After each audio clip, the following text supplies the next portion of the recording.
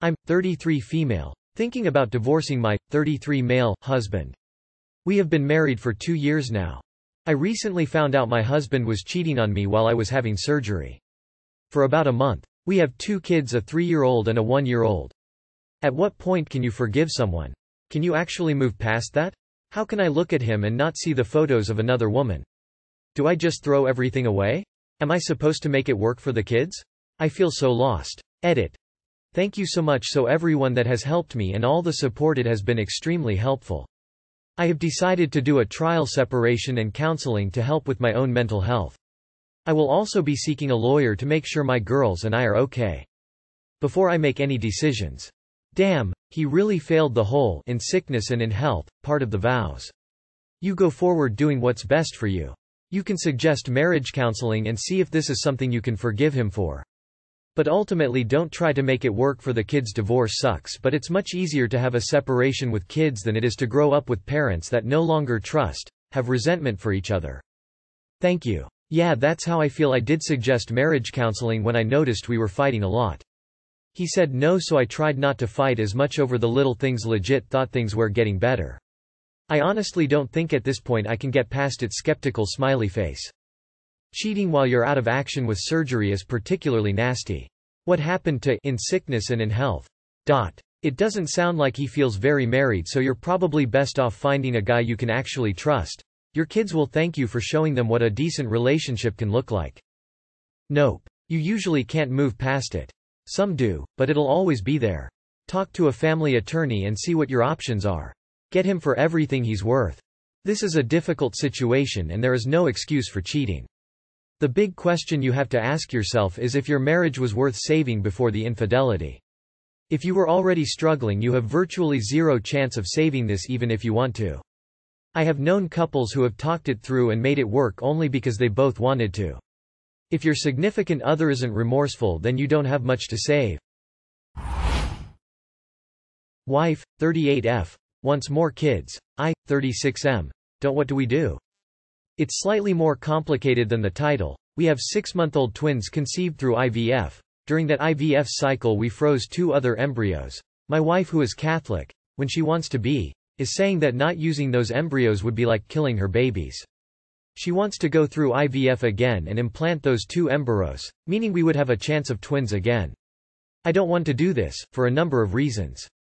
Even normal pregnancies can be dangerous, twin pregnancies more so, and during the last pregnancy they found she had some liver condition caused by being pregnant, making it even riskier. Raising twins is hard work, and to have another set? That's just ludicrous for me. My wife is a very hard worker and I have no doubt she could manage, but I don't think I can. Financially, we are already struggling to cope with 2 babies. When wife finishes maternity leave, I have no idea how we will cope. Childcare in the UK is expensive enough with 1 baby. With 2 then it costs significantly more than her salary. But she is ambitious and wants to go back to work as well. So I don't know what to do. We had a fight about this last night and she has been very clear that my choices are more babies or divorce. I kind of understand from her perspective as well. If she decided not to try with those embryos, for me, she would pretty much resent me forever, so what's the point? Or I could just play the odds. We had 1 previous IVF cycle which failed. It feels miraculous we managed to get twins in the second. The chance of another cycle working is pretty low, and she is a year older now, so it reduces the odds even more. But then I'm worried she will blame me for the failure, for not wanting it enough. Financially, we are already struggling to cope with 2 babies. You are already struggling. What does your wife think will happen if she has more kids? Aren't a lot of religious people against IVF altogether? And isn't divorce a sin? Your wife is being hypocritical to the extreme. She was okay with IVF and she'd be okay with divorce, but not using the embryos is against her religion? She just wants more kids. And the fact that childcare costs more than her salary and she wants to go back to work is just stupid. I'm surprised she was comfortable going through IVF like this if she's so Catholic. What would she have done if you got like 15 embryos? I have 1 child and 8 embryos. I sure as shit am not implanting all of them. But more children requires 2 yeses and you are a no. Also can confirm children do not come with a loaf of bread under their arms. It's so frustrating. People keep talking about financial struggles with kids then want to have more. Is pregnancy like a drug? Is that why so many women are insistent on bringing more kids into the picture when you can't financially handle the current burden? Why are so many people having families they can't afford? If this was a Reddit post about adopting a puppy and can't afford the vet bills, we'd be piling on them for making a commitment they couldn't fund. But parents get a pass for bringing whole-ass kids into poverty? Your babies are only 6 months old. I don't see how any sane doctor would allow another round of IVF so soon. And if you can't afford it, you can't afford it. If you play the odds and end up with a second set of twins, you're doing your current kids and those babies a disservice by bringing them into a situation where you simply cannot afford to raise them. Not to mention the work involved in raising 2 sets of twins. And if there are already underlying medical concerns. Yikes. My 31M girlfriend, 27F, wants me to stop DMing in the home. Hi. I live in a 1-bedroom apartment and have been DMing for my party of 4 for close to 2 years now. I have a really conveniently located flat where people can come over for me to DM. I also have a lot of kit which I use here: lighting, whiteboard, full array of books, monster cards, figurines, speakers, etc. to create a truly memorable and fun atmosphere for me and my players. My partner, who I have been dating for 1 year, is due to move into the flat in the next few weeks. She is pretty much staying here full-time now, as of a few weeks ago. She has voiced that she is really uncomfortable when I DM for the party, as she just goes to the bedroom and has nowhere else to go. She even feels uncomfortable coming into the kitchen when we D&D. The kitchen is open plan with the living room. Basically, there's just not a lot of space, and she feels trapped. Here are the solutions we have discussed, and why they won't work. She can join in, she has bad anxiety, so doesn't want to do it. She also doesn't know or are fond of the players in the party. I can make the bedroom as comfortable as possible with everything she'd need for 4 hours once a week. She still feels trapped and it's her home and she should be able to move about. She could go out to spend the evening with her friends, or I could arrange outings for her with cinema tickets or something. She doesn't have many friends she wants to hang out with, and she wants to be in her own home with her own comfort. We could have rest breaks in the D&D session for her to come in and socialize and get anything she wants from the kitchen. Again, it's her home, so she should be able to move about when she wants. I could DM in another person's home. I have a lot of kit and like to control the atmosphere and work in my own time and often go to my resources when I do. If I gave all my resources to someone else, I'd lose out on a lot, and I just also don't feel comfortable with that. When I DM, I like to mentally prepare also, which can take some time and requires comfort also. So I'm out of ideas. I think I just need to end it. What do you think? Can anyone give me perspective? Perhaps someone here has been through something similar?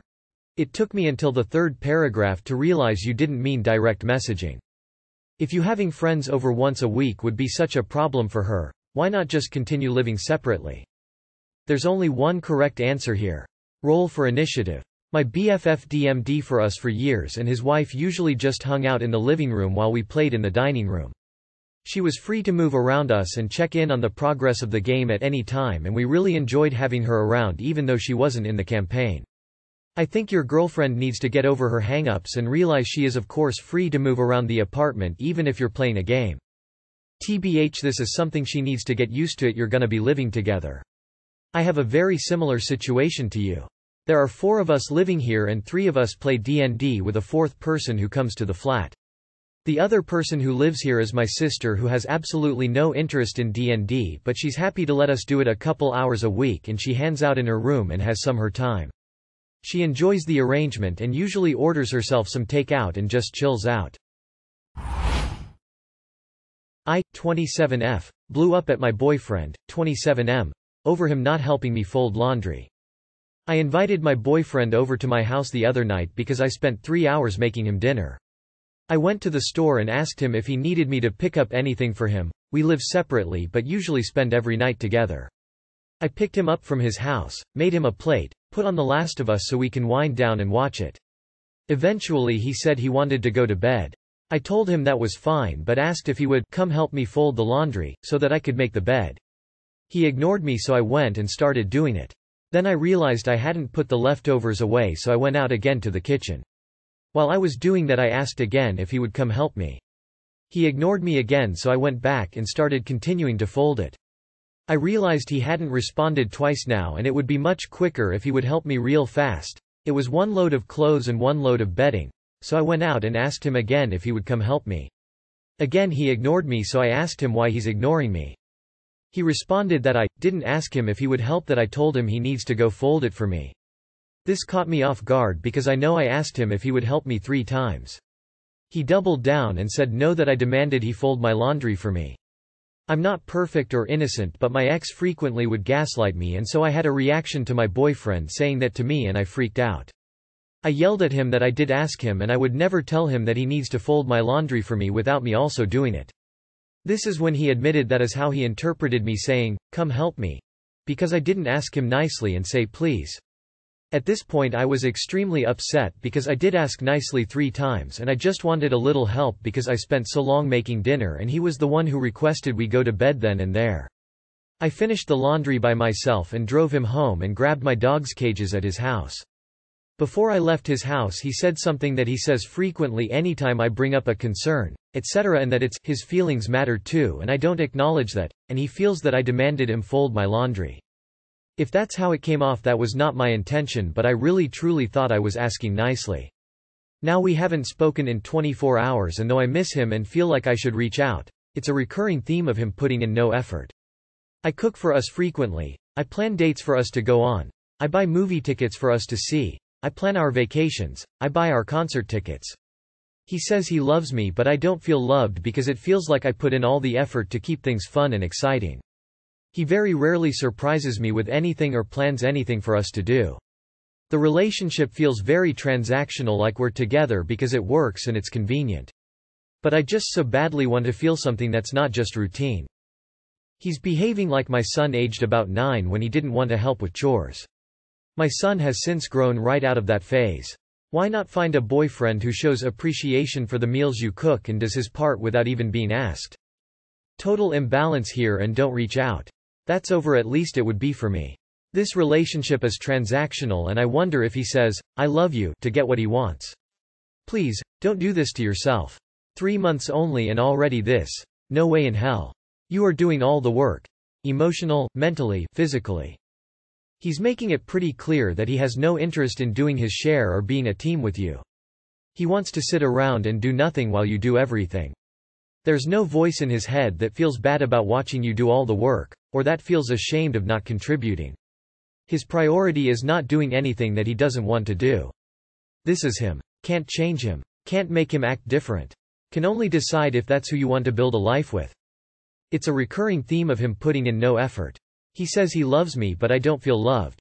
This is the answer. Once or twice, you can try to overlook it. But if it's a common issue that comes up again and again, in different ways throughout your relationship, and you're getting tired of it, then you don't have to put up with it. Well, try this new routine on for size baby.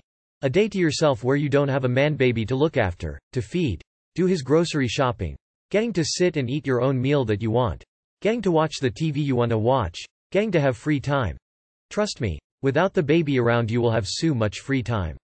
It's worth enjoying this alone time, and thinking about if you want to keep doing this same, beg him for love, forgiveness, game y'all are playing.